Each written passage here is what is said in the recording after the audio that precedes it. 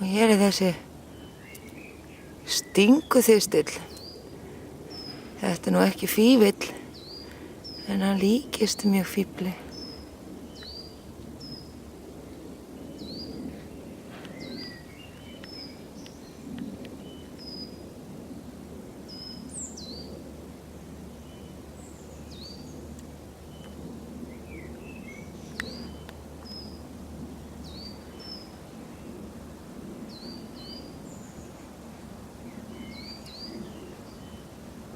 Það er ekki gaman að detta á þennan.